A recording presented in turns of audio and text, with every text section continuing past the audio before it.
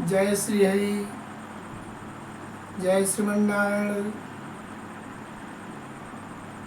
जय भारत भूमि, जय सनातन धर्म।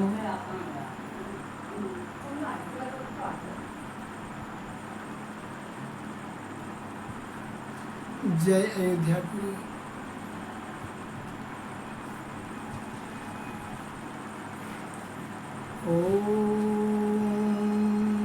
रघुकुल तिलक श्री जानकी नाथ भक्तम कमल नयन सूरेह पाद पद्माब्जवृन्दम्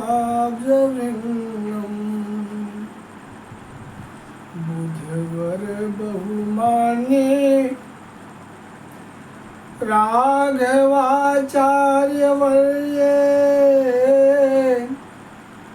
विनहित मनसं तं श्रीधरार्यं भजामि। बाधूलवंशकलशाम्बुधिपूर्णचन्द्रं श्री श्रीनिवास गुरुवरपदाब्जवृन्दम्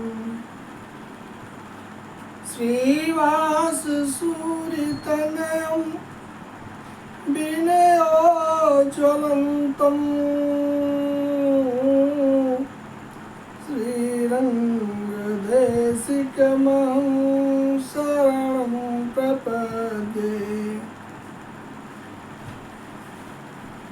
गुरुर्ब्रह्मा गुरुर्विष्णु गुरुदेवो महेश्वरः गुरुः साक्षात् परब्रह्म तस्मै श्री गुरुवे नमः। रामाय रामभद्राय रामचन्द्राय वेधसे रघुनाथाय नाथाय सीताया पतये नमः। सीताया पतये नमः। ओम श्री गुरुचरणकमलेभ्यो नमः। ओम श्री मातृचरणकमलेभ्यो नमः।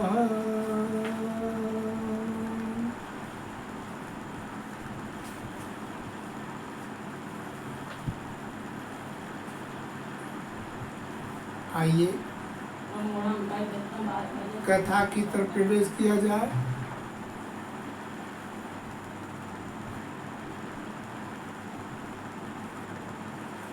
देखिए, इस संसार में जन्म लेने के बाद मनुष्य हमेशा कर्म करता है। बिना कर्म के एक मिनट भी नहीं रह सकता।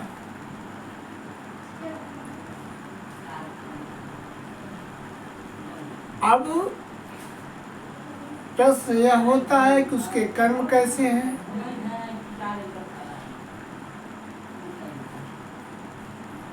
अब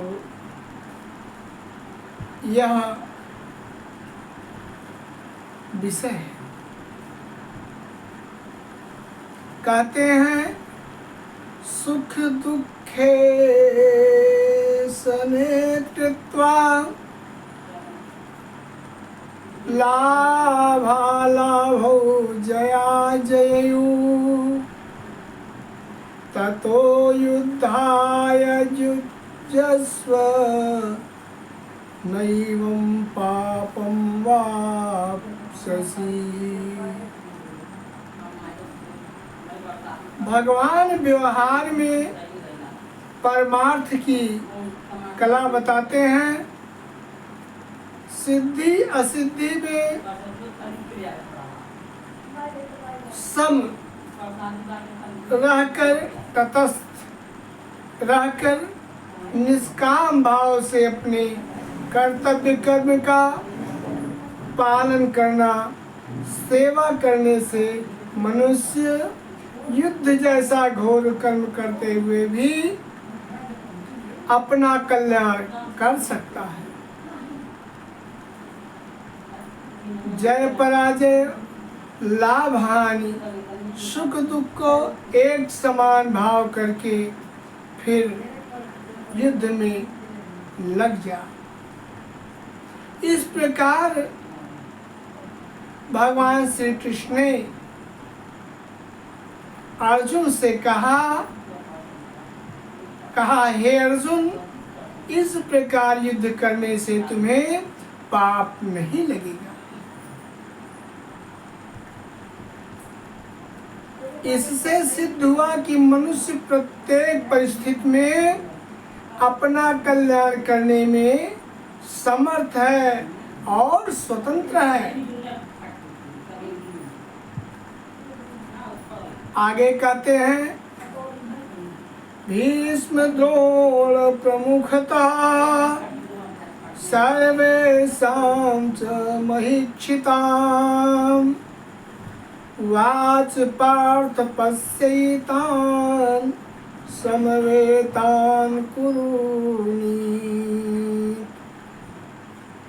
कहते हैं भगवान श्री कृष्ण श्री गीता जी में कि हे अर्जुन, युद्ध के लिए एकत्र हुए इन कुरुवंशियों को देखो। ऐसा कहने में भगवान की यह मूलाभि यानी गूढ़ाभिसंधि थी, रहस्य की शिक्षा थी कि इन कुरुवंशियों को देखकर अर्जुन के भीतर छुपा जो कौटुंबिक पारिवारिक ममता युक्त मोह जागृत हो है वह जागृत हो जाए, और मोह जागृत होने से अर्जुन जिज्ञासु बन जाए, जिससे अर्जुन का तथा उसके निमित्त से भावी मनुष्यों का भी मोह नाश करने में गीता का महान उपदेश दिया जा सके। नेहाभिक्रम नाशोस्ति प्रत्यवायो न विद्यते स्वल्पं प्यस्य धर्मस्य त्रायते महतो भयात्।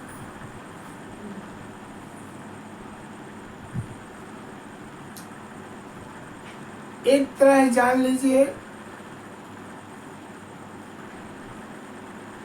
आज के परिवेश में पारिवारिक कलह भी महाभारत से कम नहीं है।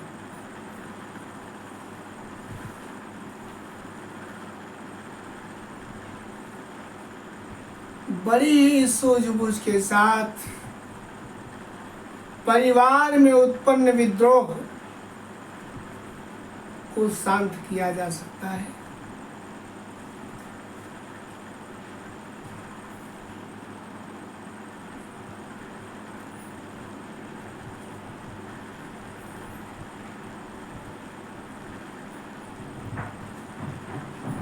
कहते हैं कि समता से मनुष्य कर्म बंधन से मुक्त हो जाता है। समता के आरंभ यानी उद्देश्य का भी कभी नाश नहीं होता। समता के अनुष्ठान में यदि कोई भूल हो जाए तो उसका फल या परिणाम उल्टा विपरीत नहीं होता है। समता का भाव जीव में यदि थोड़ा स्वल्प सा भी आ जाए तो वह कल्याण कर देता है। इसलिए समता का भाव रखना, अपने हृदय में समता ले आना अत्यंत आवश्यक है, कल्याणकारी है। जीवन में यदि थोड़ी सी भी समता आ जाए तो उसका नाश नहीं होता है, अपितु भय कितना भी महान हो उसका नाश हो जाता है। समता का मतलब है समभावना, सबके साथ एक सा भावना, या सब में परमात्मा दिखाई पड़ना, सभी में परमात्मा का दिखाई पड़ना, यह समता। यदि मानव असत्य को सत्ता या महत्ता थोड़ी भी देने लगता है तो सत्य की सत्ता या महत्ता धीरे धीरे स्वतः समाप्त हो जाती है। कहते हैं कि यदि मानव असत्य को सत्ता या महत्ता थोड़ी भी देने लगता है तो सत्य की वहीं पर सत्ता और महत्ता धीरे धीरे स्वतः समाप्त हो जाती है। इसीलिए कभी भी असत्य का भाषण नहीं करना चाहिए, असत्य का साथ नहीं देना चाहिए, असत्य को स्वीकारना नहीं चाहिए और असत्य को अनदेखा नहीं करना चाहिए। प्रश्न यह आता है कि समता क्या है? समता क्या है? आइए चलते हैं समता की तरफ। कहते हैं कि व्यवसायात्मिका बुद्धि रे के कुरुनंदन बहुशाखाय अनंतास बुद्धियो अन्वयो साइनाम। एक लक्ष्य को समता कहते हैं भैया, एक लक्ष्य को समता कहते हैं, एक उद्देश्य को समता कहते हैं।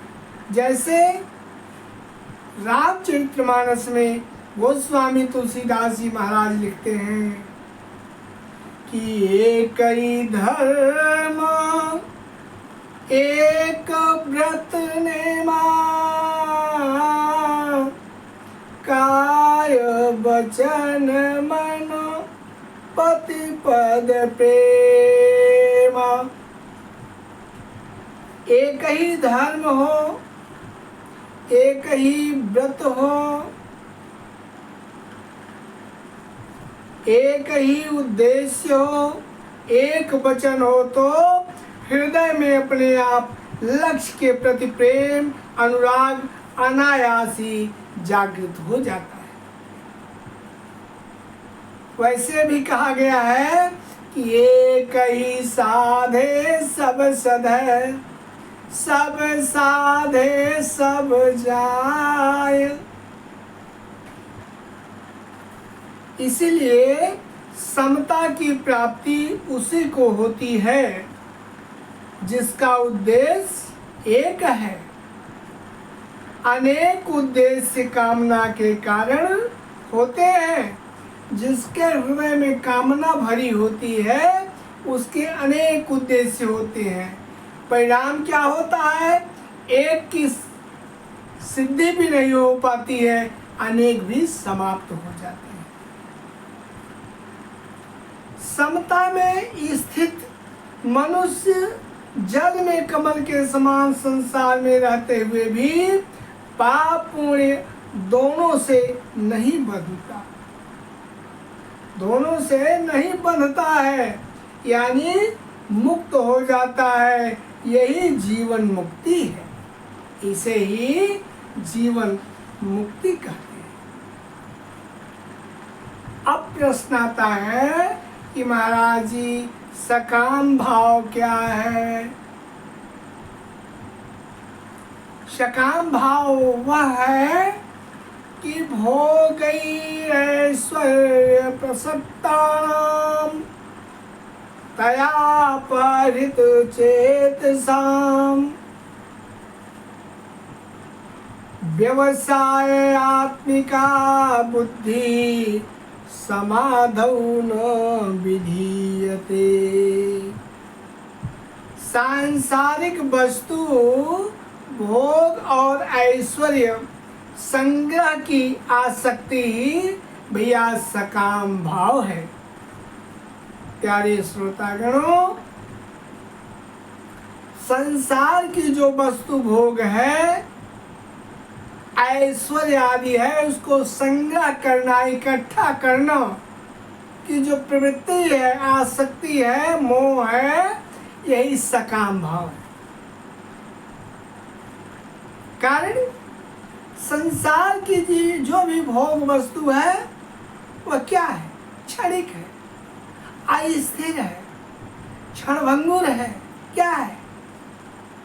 थोथा है, बेकार है। इसीलिए जो मानव कल्याण में मुख्य बाधक है भैया, मानव के कल्याण में यही सकाम भाव मुख्य बाधक है। अगर इसे ही मनुष्य संभाल ले तो जीवन मुक्ति मिल जाएगी।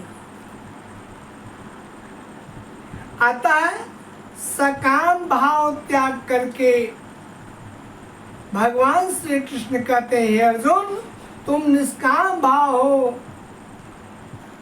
जाओ और निष्काम भाव को ग्रहण करो। निष्काम भाव से तुम तीनों से अतीत यानी जन्म मरण से मुक्त हो जाओगे। बोले वृंदावन भैलाल की जय, राधे सरकार की जय। प्रिय श्रोतागणों, मिलने और बिछुड़ने वाले इस संसार से अपना संबंध विच्छेद अनुराग त्याग कर किसी भी सांसारिक वस्तु की चाहत और प्राप्ति, सांसारिक वस्तु की रक्षा या संग्रह की कामना त्याग दीजिए, नहीं तो आप इसी झंझावात में फंसकर 84 लाख योनियों में भटकते रहिएगा।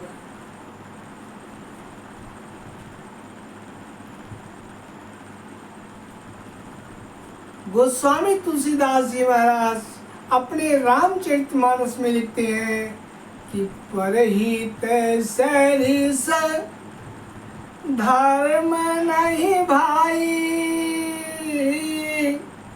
पर पीड़ा सम नहीं अधमाई।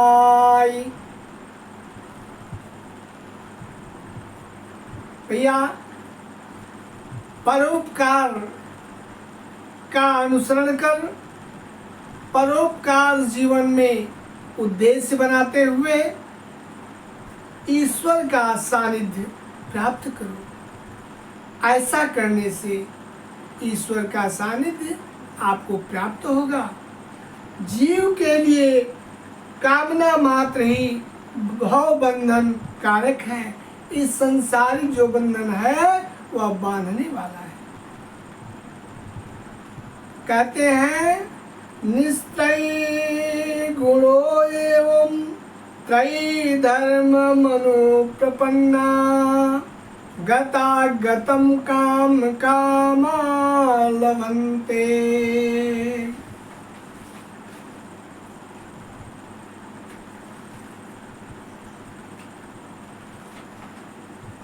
कहते वेदों में सकाम, वेदों द्वारा वर्णित अनुष्ठानों को सकाम भाव से करने वाले मनुष्यों को योगक्षेम की प्राप्ति नहीं होती है, यानी वह अनुष्ठान कल्याणकारी नहीं होता।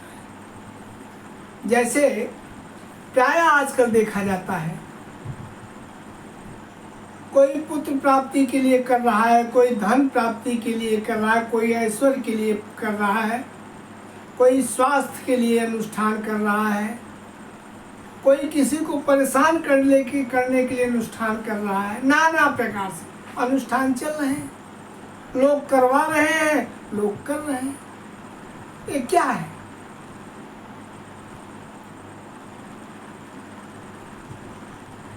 जितने भी इस प्रकार के सकाम भाव के अनुष्ठान हैं वह कल्याणकारी नहीं भैया, अपितु वह आपको और धूमिल कर देती है। कभी भी कोई भी अनुष्ठान, कोई भी पूजा, कोई भी देववंदन, तीर्थ दर्शन, तीर्थाटन सकाम भाव से नहीं करना चाहिए, निष्काम भाव से।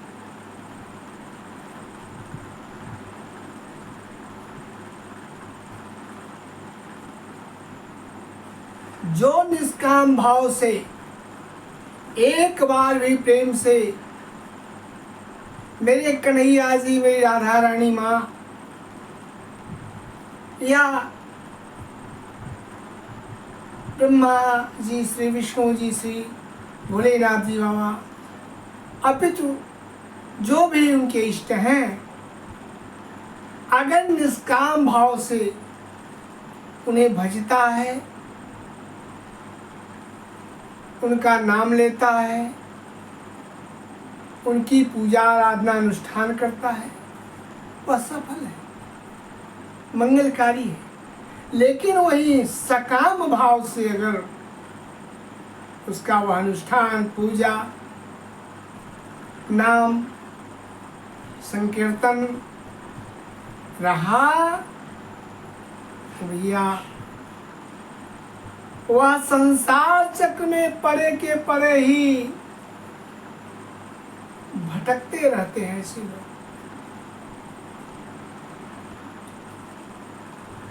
इसीलिए सकाम भाव हृदय में नहीं रखना चाहिए। संसार चक्र में पड़ने का कारण भैया वेद नहीं, बल्कि आपकी वही मनोकामना है, सकाम भाव है। योगक्षेमं वहाम्यहम्, योगक्षेमं वहाम्यहम्। परमात्मा के समान कोई दूसरा दयालु नहीं है। परमात्मा कहते हैं कि भक्तों का योगक्षेम, कुशल मंगल मैं स्वयं वहन करता हूँ। मैं जीव के जीवन निर्वाह हेतु सभी संसाधन, आवश्यकताएं स्वतः समय समय पर उपलब्ध कराता रहता हूँ। यह परमात्मा कहते गीता में है, भगवान श्री कृष्ण कहते अर्जुन से। तेषाम अहम समुद्धर्ता, तेषाम अहम समुद्धर्ता, यानी साथ ही जीव का उद्धार भी कर देता हूँ। अतः भगवत भक्त को अपने साधन तथा उद्धार की कभी भी चिंता नहीं करनी चाहिए। वृंदावन लाल की जय, राधे सरकार की जय।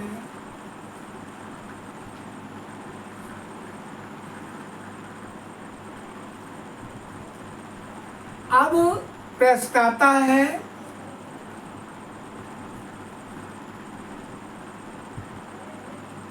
कि जिनके द्वारा सकाम भाव, निष्काम भाव, पूजा, अनुष्ठान, यज्ञ यह संपन्न होते हैं, आखिर वे ब्राह्मण कौन है?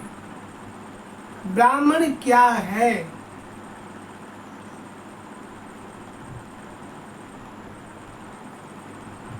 इसी भाव से कहा गया है कि यावानर्थ उद्पाने सर्वतः संप्लुतोदके तावान् सर्वेषु वेदेषु ब्राह्मणस्य विजानतः। यानी जिस मनुष्य को परम विश्राम की प्राप्ति हो जाती है, यानी जिसे किसी सांसारिक क्रिया तथा पदार्थ की कोई आवश्यकता नहीं रहती, वह पूर्णता को प्राप्त हो जाता है, ऐसे महापुरुष को ब्राह्मण कहते हैं। ऐसे महापुरुष को ब्राह्मण कहते हैं। इसीलिए गोस्वामी तुलसीदास जी महाराज अपने रामचरितमानस में लिखते हैं कि बंदऊ प्रथम महीसुर चरणा मोह जनित संशय सब हरना। इसीलिए गोस्वामी तुलसीदास महाराज रामचरितमानस में ब्राह्मणों को प्रणाम किए, वंदना किए।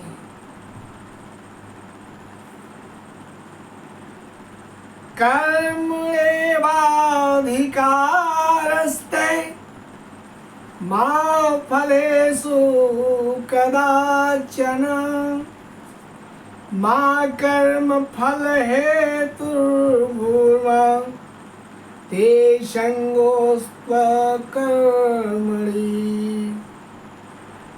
मृत्युलोक यह संसार कर्म भूमि मात्र है। इस मृत्युलोक संसार में आया जीव शरीरधारी मात्र कर्म करने का अधिकारी है। अतः परमात्मा ने शरीरधारी जीव को इस संसार में है उसे मात्र कर्म करने का अधिकार दिया है। जो भी जीवधारी इस संसार में जीवात्मा है, भगवान ने उन्हें सिर्फ कर्म करने का मानवाधिकार दिया है। मानव के अधीन है, वह उसे करे। मानवाधिकार में सिर्फ कर्म करना है, इसे मानव को करना चाहिए। मानव के अधीन सिर्फ यही है, कर्म करना। इसलिए उस किए गए मानव द्वारा कर्म के फल प्रारब्ध पर परमात्मा के अधिकार हैं। वह परमात्मा के अधीन है। जो आप कर्म करते हैं उसका फल और उसका प्रारब्ध। आत्मा कर्म हेतु नियुक्त है। आत्मा कर्म करने के लिए संसार में आया हुआ है, नियुक्त हुआ है, शरीर धारण किया हुआ है। परमात्मा कर्म फल प्रदाता है, सर्वत्र व्याप्त है। परमात्मा कर्म फल को देने वाला है, जो इस संसार के अखिल ब्रह्मांड में कण कण में रग रग में व्याप्त है। यह मत जानिए कि परमात्मा नहीं देख रहा है मैं क्या कर रहा हूँ क्या नहीं कर रहा हूँ। हर क्षण के पाई पाई का लेखा जोखा परमात्मा के पास हो रहा है।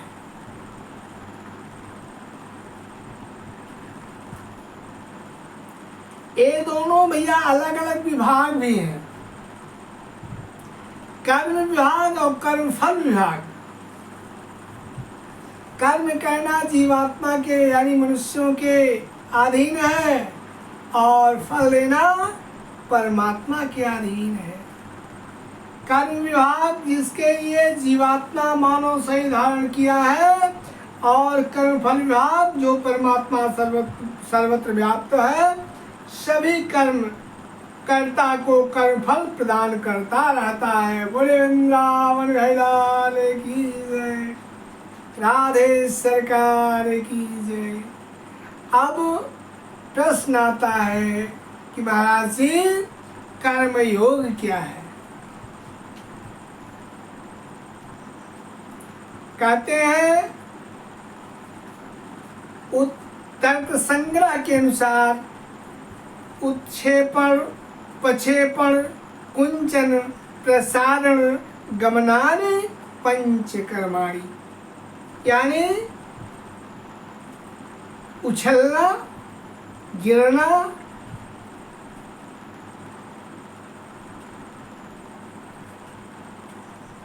उठना, बैठना, फैलना, सिकुड़ना, आना जाना, यह 5 कर्म है। आगे कहते हैं कर्मजं बुद्धियुक्ता हि फलं त्यक्त्वा मनीषिणः जन्म बंध विनिर्मुक्ता पदम गच्छन्ति नामयम्। यानी समता में स्थित होकर कर्म करने वाले कर्मयोगी साधक जन्म मरण से रहित यानी जन्म मरण से छूटकर मुक्त होकर परमात्मा तत्व को प्राप्त हो जाते हैं। अतः कर्मयोग मुक्ति का स्वतंत्र साधन है। कहते हैं यदा ते मोह कलिलम बुद्धि व्यतितरिष्यति तदा गन्तासि निर्वेदं श्रोतव्यस्य श्रुतस्य च। मिलने और बिछुड़ने वाले इन सांसारिक पदार्थ और व्यक्तियों को अपना तथा अपने लिए मानना ही मोह है। इस मोह रूपी दलदल में न फंसे। इस मोह रूपी दलदल से निकलने पर साधक को संसार से वैराग्य हो जाता है और संसार से वैराग्य होने पर यानी राग प्रेम का नाश होने पर योग की प्राप्ति होती है। यही योग है।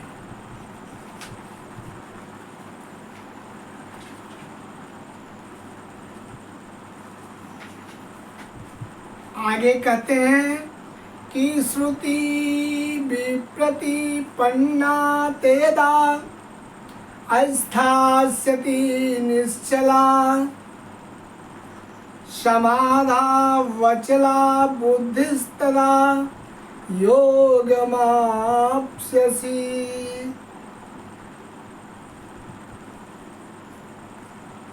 मनुष्य को सांसारिक अनुभवहीन ज्ञान और या शास्त्रीय मोह ये दोनों प्रकार के मोह साधक के लिए बाधक हैं। शास्त्रीय मोह के कारण साधक द्वैत अद्वैत आदि यानी उचित अनुचित या करना चाहिए या नहीं करना चाहिए मतभेदों में उलझकर खंडन मंडन में लग जाता है। शास्त्र उलझाऊ है। शास्त्र की भाषाएं गूढ़ हैं। साधारण मनुष्य सामान्य पढ़ा लिखा व्यक्ति शास्त्रों की गूढ़ भाषा को नहीं समझ पाएगा, बल्कि वह उलझकर अपने जीवन अपने इहलोक परलोक दोनों को बर्बाद कर देगा। जबकि मनुष्य को चाहिए इस सांसारिक झंझावात से दूर रहकर केवल अपने कल्याण का ही दृढ़ संकल्पित उद्देश्य लेकर जीवन के पथ पर चले। इस प्रकार साधक सुगमता पूर्वक इन दोनों प्रकार के मोह भटकाव से दूर होकर जीवन लक्ष्य की प्राप्ति कर लेता है। मन की स्थिरता की अपेक्षा बुद्धि की स्थिरता भैया श्रेष्ठ है, भली है। मन की स्थिरता से लौकिक सिद्धियां प्रकट होती हैं और बुद्धि की स्थिरता से कल्याण हो जाता है। मन से वृत्तियों का त्याग और बुद्धि से उद्देश्य की दृढ़ता होती है।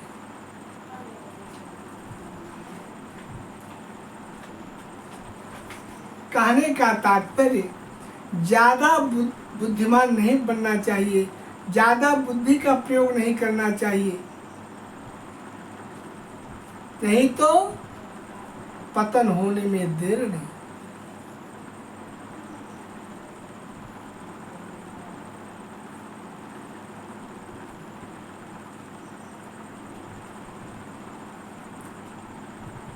अब प्रश्न आता महाराज, रस क्या है? रस क्या है? कहते हैं विषया विनिर्वतन्ते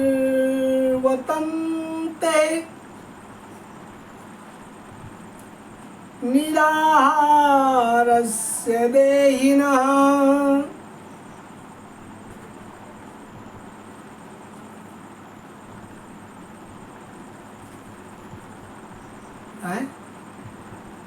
विषया विनिवर्तन्ते निराहारस्य देहिनः। रसवर्जं रसोऽप्यस्य परम दृष्ट्वा निवर्तते। यानी भोगों के प्रति सूक्ष्म आसक्ति का नाम रस है। क्या है? रस है। भोगों के प्रति सूक्ष्म आसक्ति का नाम रस है। यह रस साधक की अहंता में रहता है। जब तक यह रस रहता है तब तक परमात्मा का अलौकिक रस प्रेम प्रकट नहीं होता है। इस रस बुद्धि के कारण ही भोगों की पराधीनता रहती भैया। साधक के द्वारा भोगों का त्याग करने पर भी रस बुद्धि बनी रहती है, जिसके कारण भोगों के त्याग का बड़ा ही महत्व दिया गया है। और अभिमान भी होता है कि मैंने भोगों का त्याग किया, जबकि यह रस तत्व प्राप्ति के पहले भी नष्ट हो जाता है, तथापि तत्व प्राप्ति के बाद यह सर्वथा नष्ट हो ही जाता है।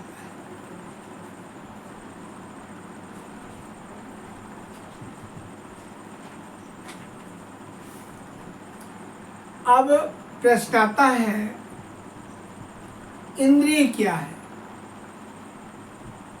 इंद्रिय क्या है? कहते हैं यततो ह्यपि कौन्तेय पुरुषस्य विपश्चितः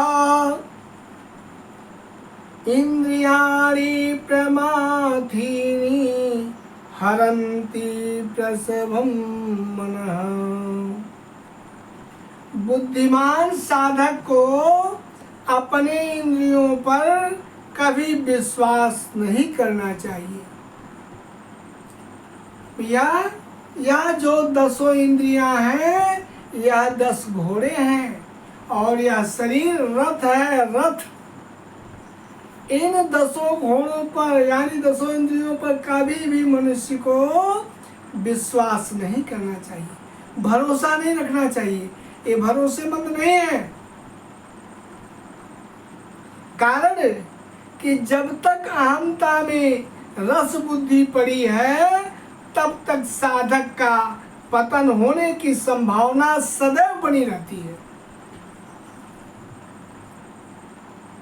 कहते हैं कि कर्मेन्द्रियाणि संयम्य यास्ते मनसा स्मरन् इंद्रियार्थान् मूढ़ात्मा मिथ्याचारः स उच्यते।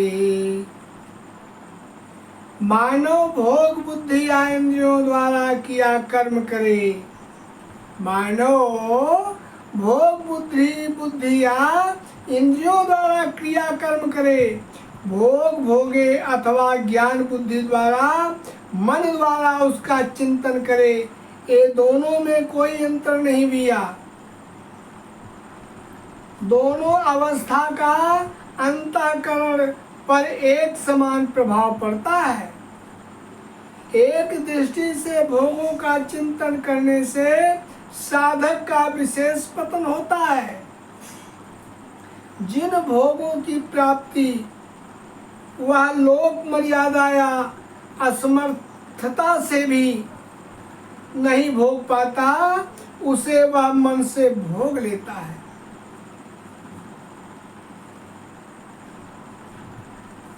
जानते हैं ये 10 इंद्रियां जो मनुष्य की है भैया, 10 की 10 प्रबल है। इन 10 मनुष्य के अलावा जितनी योनियां हैं उनकी मात्र 5 इंद्रिय हैं। 10 नहीं उनके पास, मात्र 5 इंद्रिय है।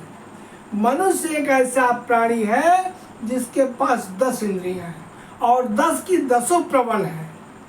और मनुष्य के अलावा जितने इंद्रिय योनियां हैं उनमें मात्र 5 इंद्रिय है और उन 5 में सिर्फ एक प्रबल है। 5 में सिर्फ एक प्रबल है। किसी में कोई एक प्रबल, किसी में कोई एक प्रबल, किसी में कोई एक प्रबल, यानी 2 प्रबल है, सिर्फ एक ही प्रबल है। जिसके कारण उन सभी योनि वालों का पतन होता है। और जो मानव है जिसके पास 10 इंद्रियां हैं, 10 की 10 प्रबल हैं, उनका कैसे बीतता है परमात्मा ही जाने। लिखते हैं कि कुरंग मातंग पतंग भृंगा मीना हता पंच भीरेव पंचम एक प्रमादी सकथम न हन्यते च सेवेते पंच भीरेव पंचम। गरुड़ पुराण के अनुसार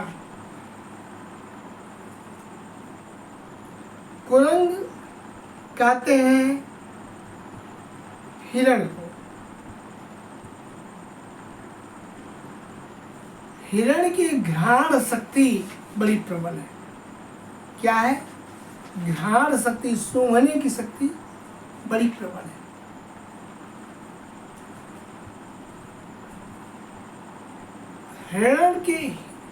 हिरण के नाभि में क्या होता है? कस्तूरी। कस्तूरी कुंडल बसे मृग ढूंढे वन माही ऐसो घट घट राम है दुनिया देखे नहीं। ठीक है, ये हाल हम संसारिक जनों की है, मृग की हाल। हिरण के ही पेट में, नाभि में कस्तूरी होता है और जब वायु चलती है आकर नाभि से टकराकर नासिका के रास्ते निकलती है। हिरण को लगता है अरे रे इतनी सुंदर सुगंध कहाँ से आ रही है। जिस तरफ से वायु आ रही है लगता है उसी तरफ से आ रही है, उधर ही है वह, उसी दिशा में दौड़ पड़ता है। क्या करने के लिए? उसी सुगंध की खोज में।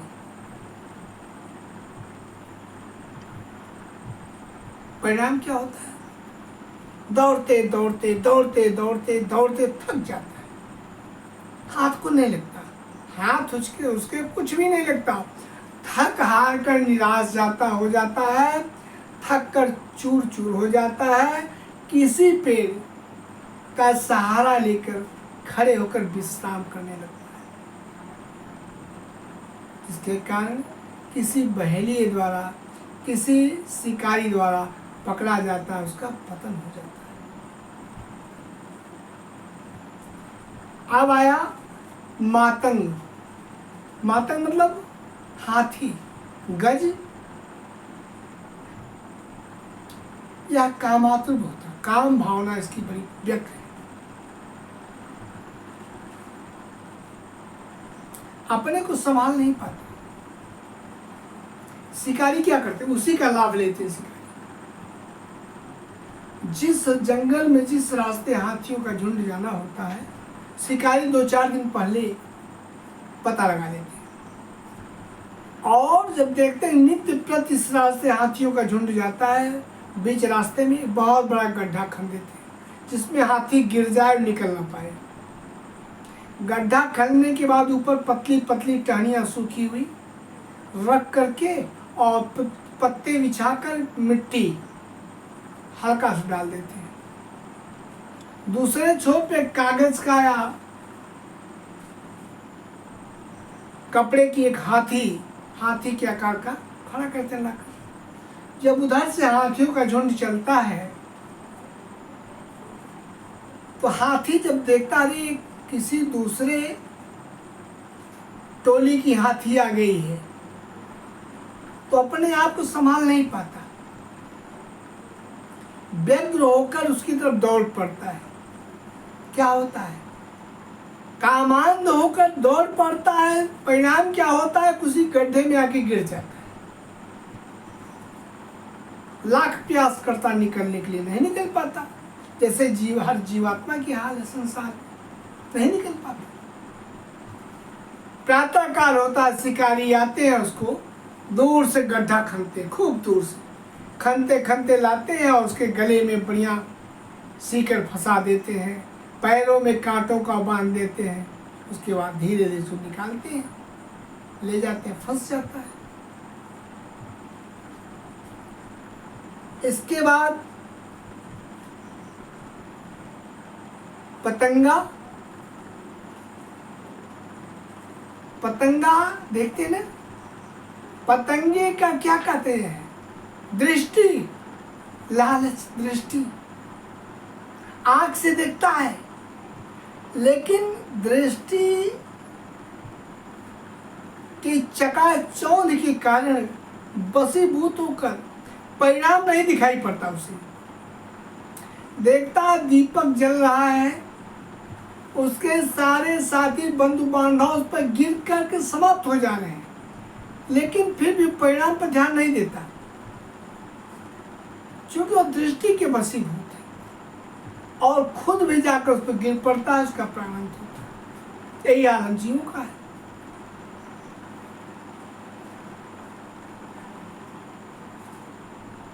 अब बात आती भृंगा यानी भौरा।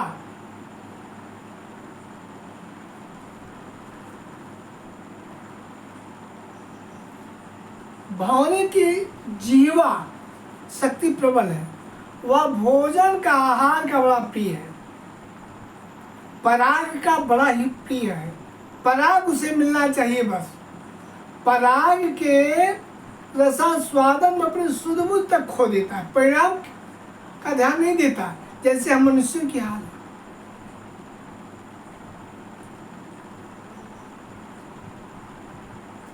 एक भौरों का झुंड जा रहा था मानसरोवर से होते हुए, ऊपर सरोवर मानसरोवर के। तो बरबस जो उस झुंड का अगुआ था, नेता सरदार भौरा था, उसकी दृष्टि मानसरोवर की जल पे पड़ी। मानसरोवर में एक नीला कमल खिला हुआ था, प्रातःकाल था, अभी अभी खिला था, सूर्योदय हुआ था। भौरा क्या हुआ, अपने इष्ट मित्रों, सगे संबंधियों, रिश्तेदारों का, अरे भाई एक काम करो, आप लोग थोड़ा चलिए, मैं अभी आ रहा हूँ, मैं अभी आ रहा हूँ, चलिए चलिए चलिए। सब लोग चल देते हैं, वो थोड़ा ठहर जाता है, और जब थोड़ा उसके बंधु बांधव आगे जाते हैं, वापस आकर उसी कमल में बैठ जाता है। जब पराग उसकी दृष्टि से कमल दिखाई पड़ गया तो भला कैसे छोड़ सकता है? बंधु बांधव, इष्ट मित्र भले छूट जाए, यात्रा भले स्थगित हो जाए, लेकिन बताइए बिना पराग का स्वाद ले कैसे जा सकता? आकर बैठ गया, और जब बैठ गया तो उसे भास ही नहीं रहा, बोध ही नहीं, ज्ञान ही नहीं रहा कि मुझे बैठे इस पे कितना देर हो गया। पराग का आनंद लेता रहा। धीरे धीरे दिवस समाप्त होता गया, सूर्यदेव अस्ताचल की तरफ जाने लगे, फिर भी उसे ज्ञान नहीं रहा, बोध नहीं रहा। यहाँ तक कि वह इतना बेसुध हो गया कि देह पंखुड़ियाँ कमल की बंद हो गई। आज जब पंखुड़ियाँ बंद हो गई तब उसे होश आ रे रे यह मैं क्या किया, लगता बहुत विलम्ब हो गया मुझे। आए बैठे यहाँ, जब उछाल मारा उड़ने के लिए ऊपर, फट से नीचे गिर गया। फिर उछाल मारा, फिर गिरा, फिर उछाल मारा, फिर गिरा। अब कोशिकाएं खुली हो तब न ऊपर जाए, निकल पाए उससे, कोशिकाएं बंद थी। जितनी बार उछाल मारता गिर जाता। अंतोगत्वा मजबूर हो गया, असहाय हो गया, पछताने लगा, पश्चाताप करने लगा, सोचने लगा। क्या सोच रहा है सुनिए। रात्रि गमिष्यति भविष्यति सुप्रभातम् भास्वानुदेश्यति हसिष्यसि पंकजश्री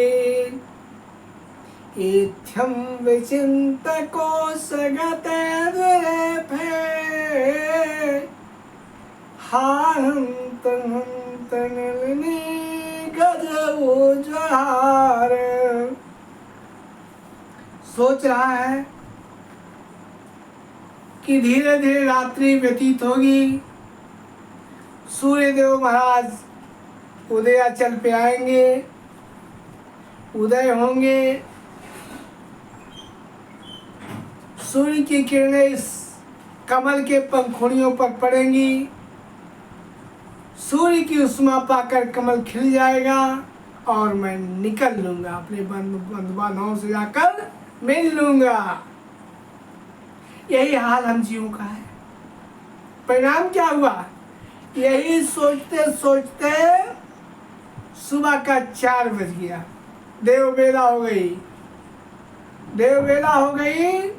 और इधर गजराज अपने बंधु बांधवों के साथ, इष्ट मित्रों के साथ हजारों की टोली बांधे चले आए मानसरोवर में स्नान करने के लिए, जल पीने के लिए। आते हैं, सभी बंधु बांधवों के साथ प्रवेश करते हैं अथाह जलराशि में। खूब सोनों से पानी उठा उठा कर एक दूसरे फेंकते, खेलते हैं, मौज करते हैं, मस्ती करते हैं। और जब चलने को हुआ कि चले आओ, इनकी दृष्टि उस कमल पे पड़ती है। अब क्या था, सूर्य को बढ़ावे, कमल की डंठल को लिए और ला करके तट पे रख करके पटक दी और पैर से मसल। हाँ हंत हंत नलिनी गज उज्ज्वल, यही हाल हम लोगों का है। शैशवावस्था, बाल्यावस्था, किशोरावस्था, पौगंडावस्था, युवावस्था सब बीतता है। वृद्धावस्था भी सराय सराय बीत जाती है, मरणासन अवस्था आ जाती है। यमराज आते हैं और कहते चल चल, उठा कर लेकर चले जाते।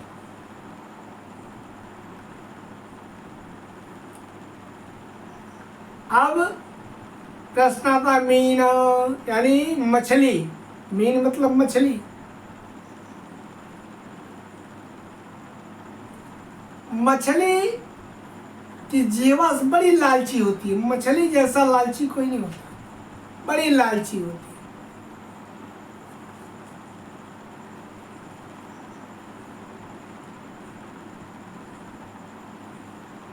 मछली जानती है कि इस अथाह जल में मिट्टी में रहने वाला यह कछुआ कहाँ से आके लटक रहा है, असंभव है। लेकिन फिर भी यहाँ तक कि वो कहता भी है कि पकड़ा है मौके पकड़ावत बातों के, पकड़िए न मौके ने पकड़ ले तो के। लेकिन इसे कोई गम नहीं रहता, तुरंत मुंह खोलती है और लालच में आकर उसको मुंह में डाल लेती है। जो डाल लेती है तो उसमें जिसमें गुथा रहता है वही लोहे की कील आकर मछली के मुख में फंस जाती है। और फिर लाख फड़फड़ाए पर कुछ नहीं, फंस गई तो फंस गई, जैसे हम सब फंसे हैं संसार में। क्या होता है, मछुआरे द्वारा पकड़ ली जाती है। इन पांचों के जो थे ये मनुष्य नहीं, मनुष्य के अलावा इतर योनि वाले हैं, जिनके पास सिर्फ 5 ही इंद्रियां हैं और पांचों में सिर्फ एक प्रबल है। एक प्रबल इंद्रिय के कारण ये सब पतन के कगार पे पहुंच जाए, सबका पतन हो जाता है। और हम सब तो मनुष्य हैं, हमारे पास 10 इंद्रियां हैं और 10 प्रबल हैं। भैया अब हमारी क्या हाल है, हम लोगों की क्या हाल है, अगर मेरे परमपिता परमेश्वर, मेरा कान्हा, मेरी राधे माँ सहायता न करे निरंतर हमेशा, तो एक क्षण भी संसार में नहीं रह पाएगी। इसीलिए हमें उस परम पिता परमेश्वर, उस अपने कन्हैया जो राधा रानी महारानी जी को धन्यवाद देना चाहिए कि हमें संभाल कर रखती हैं नित्य प्रति।